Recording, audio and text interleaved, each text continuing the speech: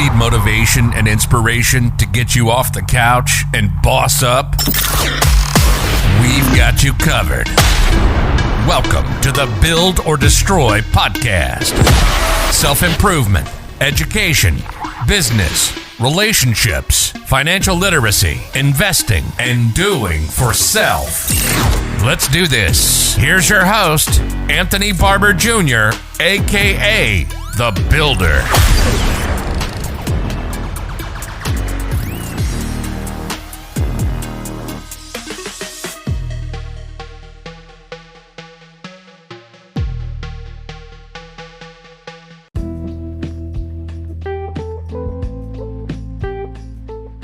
What's up, good people? It's The Builder once again for another episode of the Build or Destroy podcast. And in this episode, we're going to be touching on the myths and narratives of the OTC. Specifically focusing on one of the weird myths that goes on from time to time that gets brought up whenever the market is turbulent and people turn emotional, and when rage and chaos is running amok through the streets, and people seem for some reason to need an enemy to confront and fight, they try to make it seem like the main culprit is so-called pumpers, right? Or front loaders, or just people in general that have a positive sentiment towards things, despite, the market being red, right? So let's get into it. Basically, if you've been watching everything the last year and some change since February 2021, the market's been bearish, man. Like, we've been in the bear trend. Like, they literally started dropping everything since mid-February. You can go look at every chart. 2020 was like the last super Franken bull, green everywhere type of year. You know what I'm saying? Where you could literally sneeze on a fucking stock and that son of a bitch will run. Everything was running. Scams were running. Blatant scams. Shit that had bloated share structures that just didn't make any fucking sense. Even they were green, okay? Everything was fucking being propped up. Why? Because the Fed was literally dumping billions of dollars into the market damn near daily. They had specific instructions to do so. It was unlimited. They just literally created this shit. What goes up must come down. It's gravity. So everybody acting brand new is kind of weird to me. But back to the issue of front loading. Please understand that in most cases, people use social media as a weapon. It's no different than using a scanner or any trading tools or AI bot or any other tricks or apparatus that a lot of people choose to use in trading or investing. Reading blogs, iHub, Twitter, Discord, Telegram, Reddit, news feeds. These are all tools. And social media is being leveraged by a lot of different people for a lot of different ways, right? But when it comes to the whole topic of front loading, it's literally no different than any other media thing, where you have some truth sprinkled in there, but most of the shit is propaganda, right? It's all based on perception. So if I can create a negative connotation behind something, then people will gravitate towards doing the shit my way. It's no different than what a pimp does with a hoe. You know what I'm saying? A pimp will literally, if there's no weakness in the bitch, he'll create one. Same thing that a manager does at a job, to keep the competition down amongst teammates. You know what I'm saying? Because you might have a crew of guys or just girls or people or whoever, on a team together, and you want that team to be cohesive, but yet everybody on that team might actually be capable of running the team, right? So in order to keep, infighting down, you'll create certain weaknesses in certain people that necessarily ain't even there. You know what I'm saying? You'll make it to where like they have to follow your program. That way you can keep a lot of the disarray at bay. You can keep a lot of the chaos at bay, because you can create problems where there aren't any problems, thus creating balance. So like a lot of people will do this with terminology. They'll flip terminology and turn it into like a dirty, raggedy thing, So like they'll say, "Oh, front loading, it's bad. It should be forbidden." And it's like, bitch, it's like, how you gonna tell somebody that has a career or a salary or a side hustle that is generating extra income, that wants to be an investor, not necessarily a day trader? Because like I just said, they might have a career, a side hustle, a laborious job or something like that, where they can't afford necessarily to be sitting in front of a damn screen all day. You know what I'm saying? Like, for example, like I've been an A&P mechanic, since 2008. Like I work on aircraft, okay? Like that's a highly technical, skilled job, like where I actually have to really I'm on the aircraft. Like I'm literally putting components in, taking components out. I'm wrenching on it. I'm doing sheet metal repairs. Like I'm actually focused. It's a hyper focused career field, right? Where you have to, get actual aircraft airworthy. Some of these aircraft that people want to actually, floss in, and say, "Oh yeah, I'm hopping in my G5," and it's like, bitch, like a A&P mechanic is the reason why you even get to fly that G5. But that's another topic for another day. So anyway, what I'm getting at is that people will flip terminology. Like I said, front loading. They'll take front loading and say, "Oh, it's wrong. It's blasphemous. It shouldn't be practiced. It shouldn't be done. It's you're taking advantage of whatever." It's like, how am I taking advantage? How is anybody taking advantage of by having an actual a stable income, stable enough that affords them the opportunity to actually put down a significant amount of money on a stock, instead of dollar cost averaging on the day to day. Like I said, everybody's life is different. There's always different dynamics at play. So you always have to look at it from various perspectives. You can't just look at it from one perspective and say, "Yeah, man, I'm emotional and I can't do that, therefore it's wrong."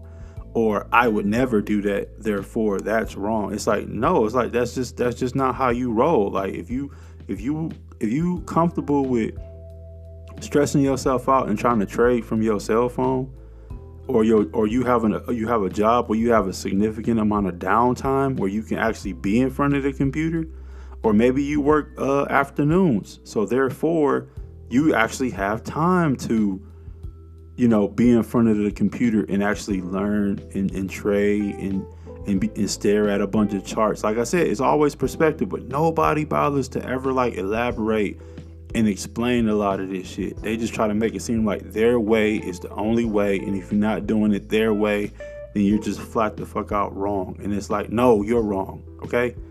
Yeah, I said it. It's like, you're wrong. It's like there's a million different ways to make $1 million, okay? So don't sit up there and try to lie to people and try to make it seem like, oh, this is the only way to do shit. Like, and if you're not doing it this way, you're somehow wrong and you should be like castigated and shunned by the trading community. It's like, no, bitch. It's like, it's millions of ways to get $1 million, okay? There's tons of ways. So like, if you have a career, if you bust your ass and you have a career where you have a day, you work during the day or the day shift, or in the morning, or you handle a lot of your business in the morning, or you handle important business in the morning, where that doesn't allow you the luxury of being able to sit in front of a bunch of screens all day and monitor the market, then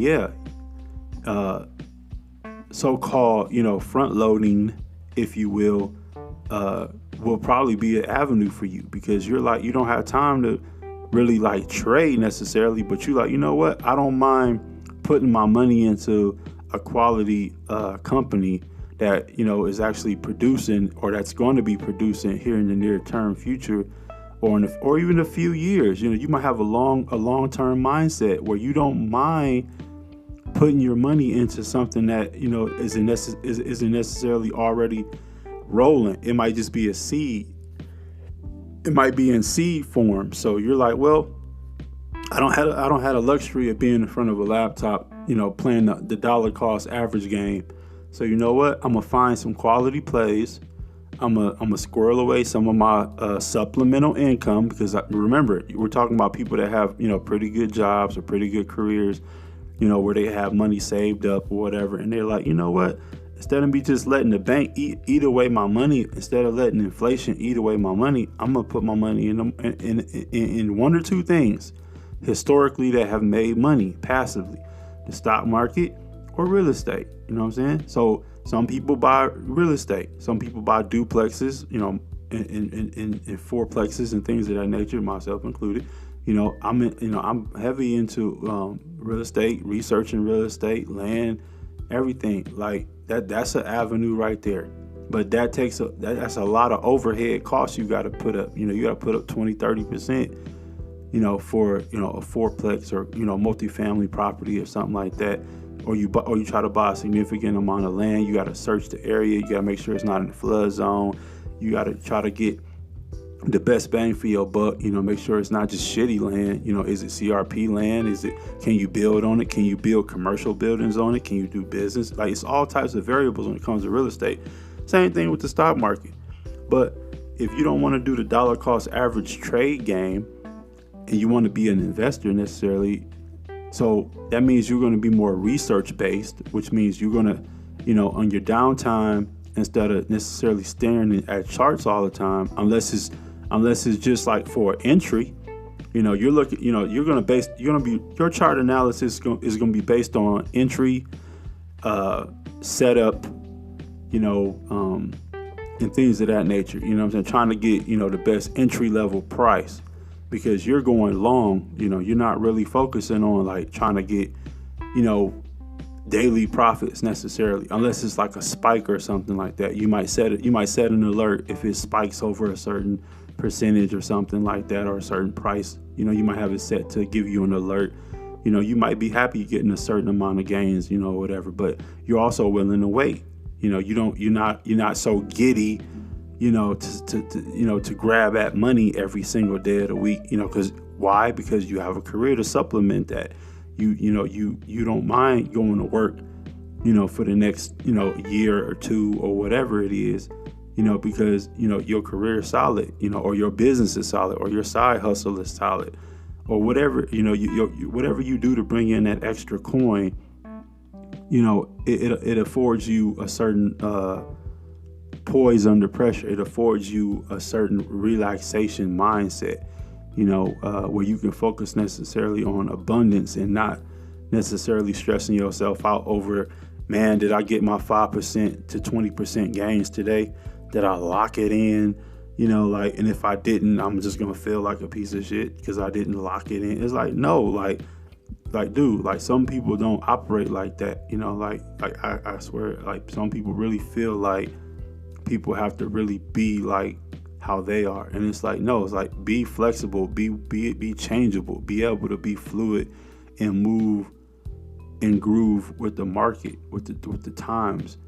And a lot of times, patience does pay in the stock market. A stock that was once 25 cent in this year or whatever X amount, whatever X year it was, 5 years down the road, it can be, $25 or $250. You never know. I mean, like, just look at Amazon. Like, if you went long on Amazon and you literally wasn't worried about the price and you just kept buying a little bit every week, or you paid a lot, you bought a lot, or a significant amount of money was invested early on in Amazon, and you said, you know what, I think he has something here. I'm willing to wait 5 to 10 years to see what it does. I'm not even gonna look at it. You might not even be a trader or whatever necessarily, but you like, I'm gonna invest in this. I got 10 grand laying around. Okay, here you go. And you invested in there. You had 10 grand to blow. You didn't care if it went up or down. You wasn't even worried about losing it all. You know what I'm saying? That's the thing about, having a skill or a career that pays the bills. You're not necessarily worried about investment money. Like, you can lose it all and you're still going to be the same person at the end of the day. Some people wouldn't be shit without investing. I'm going to just keep it real. Like, if they couldn't lock in those profits or lock in those gains and do the shit they do and stunt and post shit every day and show off and try to like school people or whatever and try to like tell people how great they are, like they'd be shells in it for themselves without being able to live in this type of era. Like, but then they try to act like everybody is the same. And it's like, dude, people was making money before this shit. People was making money before this era we was living in. Like I said, it's a million different ways to make money, but I digress. So you do get some benefits from, so-called, front loading. You know what I'm saying? Like, one thing is, did you know you pay a lower tax rate, when you hold a stock over a year? Oh man, like, I know people know that, but it's like some shit that's unforbidden. Like, you can't say it. Like, you can't say that out loud until the end of the year. And then all of a sudden, like, all these people are like selling, their stocks in this November and December for tax reasons. And they're like, yeah, I'm selling this for tax reasons. It's like, oh, so you're taking advantage of the system. You're taking advantage of the tax breaks, right? Well, yeah, I mean, I've been holding this for a year, so, I'm going to pay my taxes. And it's like, oh, okay, so that's cool. But didn't you just call somebody a front loader like 13 months ago? Wasn't you just barking at somebody for like buying something when it was utterly worthless and nobody gave a shit about it, but they believed in it?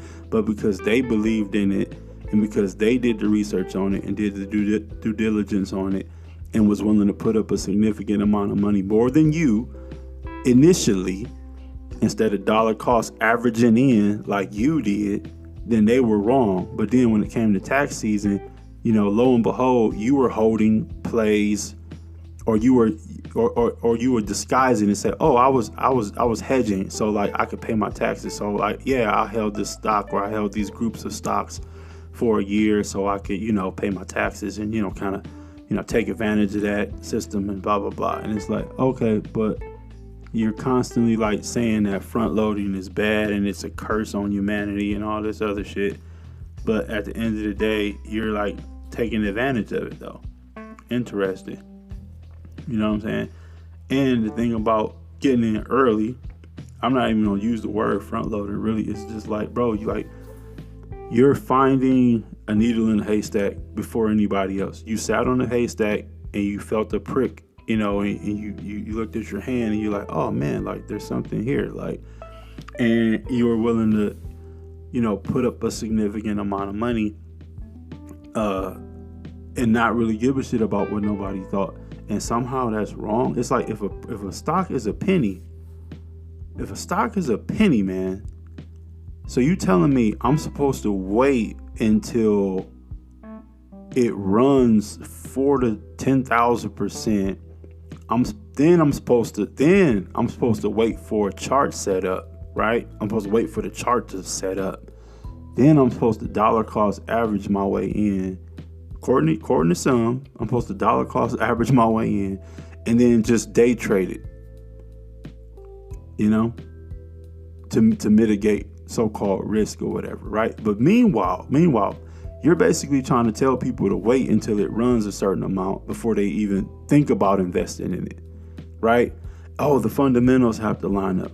Oh, this has to line up. It's like, no, that's some cowardice shit. Like, you know what I'm saying? Some people out here actually have, some resolve, and they're able to like future pace, and they're able to see things blossom before you can. You know what I'm saying? They can actually see what it's gonna be. Some people have the eyes, right? Remember I talked about that. Some people have the eyes for charting. They really do. Like, they can really read a chart as far as like day trading goes. Like, and they're really skilled. They're beasts. And they can almost every day lock in some type of gain. That's awesome, bro. That's impressive. But you know what? There's 7 billion people on the planet. You mean tell me everybody can trade like you? No, they can't. So stop fucking lying, okay? Like, everybody can't do that. Everybody doesn't have your eyes, just like everybody doesn't have resolve either. You know, some people, no matter what they do, their emotions get the best of them. They don't have any poise. Like, they lose it at the first sign of red. It can go 1% red and they'll sell everything. They'll lose all conviction, if they even had any in the first place. Meanwhile, a hardcore person with conviction, a hardcore research type person isn't even bothered by that shit. They're not even bothered by the day-to-day. Next thing you know, they're selling something for like 8, 10,000, 20,000% gains, and all of a sudden you're calling them a crook. Like, oh, you're stealing from somebody. Let me tell you something in the market. Like, bro, nobody steals from nobody. If anybody steals, it's the people that have the most leverage. Look for the people that have the most leverage, and then those are the thieves. Like, that's the reason why the rich keep getting richer and the poor stay poor, bro. Like, it's all about leverage. So, like, you know, hedge funds, computer generated algorithms that can purposely drop a stock, even though fundamentally this shit is like on fire, but somehow, some way, the stock will tank, and the chartists don't have any explanation for this shit, right? They don't have any, when it totally goes left, they have no explanation to explain it. None. They just say, "Oh, mitigate risk, everybody. Make sure you mitigate risk." It's like, wait a minute, like, you don't have any fancy schmancy thing to say now to prop up your ego and get people back on track. Like, you don't have no words of wisdom now, because according to the fundamentals, the company, the shit should be running, and it's like it's not. It's like, well, how you explain that? It's like, well, just make sure you be safe out there, guys. It's like, look, bro, it's like the person that invested a year ago, 2 years ago, they're not worried about crashes and flash crashes and RSIs and shit like that. Not necessarily. Like, they monitor it. Like, I monitor it, you know what I'm saying, when I can, but like, I live life, you know what I'm saying. I drink smoothies, I work out, you know what I'm saying. I work on my business, I look for real estate online, you know what I'm saying. I look to expand and do things for my family and get my family members up to speed on investing in business ownership and things of that nature. Like, I'm not really focused on like the day-to-day of what what the market gonna do, what the market gonna do. But at the end of the day, patience pays. Long-term investments do pay off, especially if the shit lines up. In the end, it lines up. You get paid. You get paid way more and you get less stress out the deal. So, like, I'll take that. Thank you very much. So, like, when it comes to like the whole front loading thing versus dollar cost average, it's just a narrative like anything else. People need to understand that, it's a narrative that's been pumped out there to be like some ultra bad thing. Like, it's so sacrilegious to like believe in a stock or to believe in a company or to have conviction before anybody else. It's a curse on humanity to do that.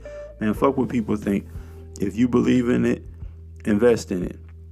If you don't, trade it. You know what I'm saying? If you do trade it, do what you want. This is what I'm trying to get people to understand. Like, you gotta be able to think for yourself, but you have to do that after you absorb, a multitude of different perspectives. Like, you can't keep looking at these so-called like gurus or furus, like how people say financial gurus or whatever, like they know everything. Like, these are human beings that bleed and live and die and eat and shit just like you and me. Like, they're not all knowing, they're not immortal, none of that shit. Like, they're not. Like, they're flawed just like you. They got problems, they got family problems, domestic problems, like medical issues. Like, they're just as flawed and broken and as the next person. Like, everybody is. I don't give a fuck who you are. Like, everybody got some shit going on in their life that they don't want nobody to know about. or whatever. Like, everybody's human at the end of the day. That's what I'm trying to stress to you. Everybody's human. So like, when it comes to the whole front loading versus this, or dollar cost averaging, or long-term investing versus day trading, like, it's all bullshit narratives. It's just a myth. It's like the Loch Ness Monster or Bigfoot. Like, oh, I seen this one time and I seen the Mothman, and it's like, bro, like, discern for yourself. Like, figure out what works for you, and then do that, and fuck with everybody you're talking about. You know what I'm saying? Like, if it's making you money, it's making you money. But it don't make sense to just follow somebody blindly because they got a big bankroll, or because they got a nice car, or because they got a nice house. Because let me tell you something, like, all that shit can be taken away in a flash, man. And as you can see, the whole market is getting bloody and beaten the fuck up, and a lot of people losing money, man. A lot of people lost money, including the day traders, including the swing traders, including the Momo traders, including the long-term traders. Like, everybody's like portfolios are negative, or going negative, or they're not positive every day. Like, that's why you have to be able to pivot. You know, sometimes, you know, it's different seasons, right? So you have option season. Like, lately, the last couple months, options have been killing it. I made a lot of money back playing options, just betting against the market, buying puts, right, months ago, because I knew, just like everybody else knew, if you were reading and watching the global news and the global trends play out, not necessarily local shit about the jab every 5 minutes and doing the whole, you know, Republican versus Democrat argument every fucking 5 minutes and beating a dead horse on that. If you would have just been looking at everything going on, right? Politicians in all these different states are talking about blockchain, legislation. Arizona just, you know, put a bill out to make Bitcoin legal tender in Arizona, while at the same time Biden, you know, is saying that he wants to regulate Bitcoin. So like, the president says, I'm gonna regulate Bitcoin, and then all the Bitcoin, you know, bulls and enthusiasts, you know, at least the emotional ones, all of a sudden start running for the hills because they think, you know, Big Brother's gonna reach in that fucking pocket and tax the shit out of them, or penalize them, or freeze their accounts, which he could do all of that shit. The government can, end of the day, government can just debug your shit. You know what I'm saying? So if you're not smart, and keep your shit off of the exchange, and get a hardware wallet, and keep your shit in a secure wallet, and get it the hell off the exchange after you buy it. But at the end of the day, the government can control ports of entry. You know what I'm saying? So like, you know, how do you buy crypto? You buy it with fiat. Unfortunately, you know, you buy it. It's like you have to onboard into crypto from your bank. You have to buy crypto with the money from your bank account. But if they all of a sudden said, no, you can't buy crypto, this, you know, or these banks won't allow you to do crypto transactions. They changed their policies. Now what?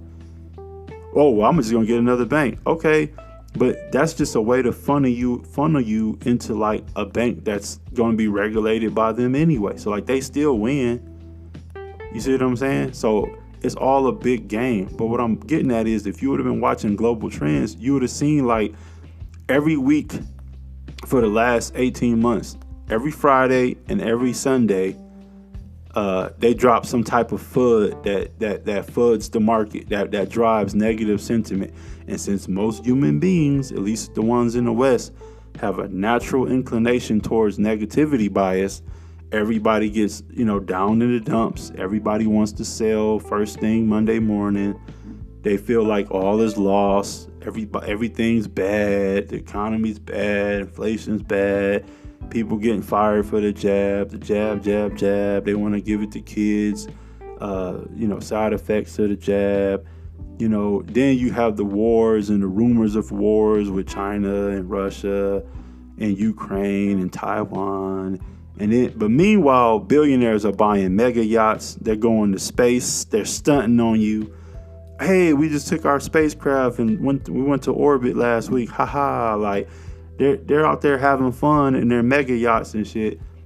vibing out, talking to each other, dapping each other up, about to launch AI robots and brand new phones, and, countries are making Bitcoin legal tender all over the place. Meanwhile, they're telling you should hate Bitcoin, hate the hell out of it. Like it's so bad. It's bad for you. But our own local governments are like drafting up legislation, like at the same time. But at the same time, they're telling you that it's bad.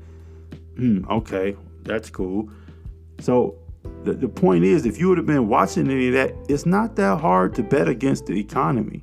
It's not that hard to bet against the market. It's not that hard.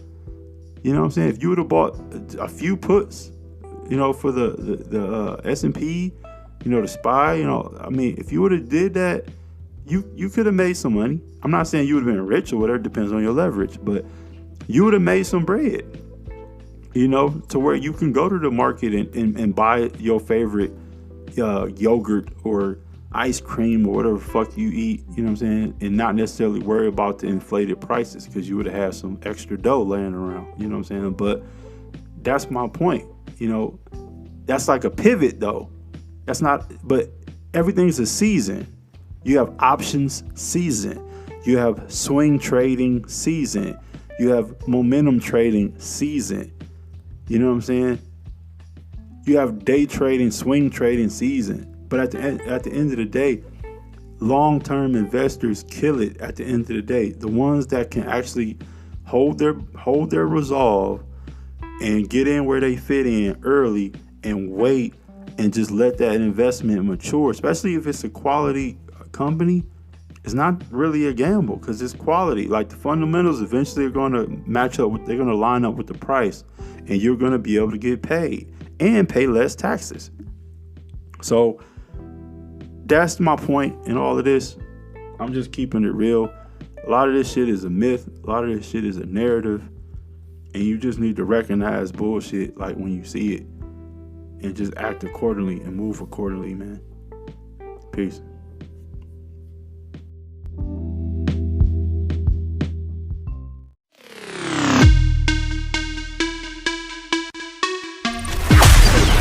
Thanks for listening to the Build or Destroy podcast with your host, Anthony Barber Jr., aka The Builder. We hope you enjoyed our deep dive into all the tips and tricks you can use to boss your life up. If you're interested in expanding your mind and reaching your definition of freedom and how these ideas and views can be applied in the real world, tap in with us next week. As always, you can head over to www.builderslsb.com to cop some motivation, dope merch, and sign up to our email list.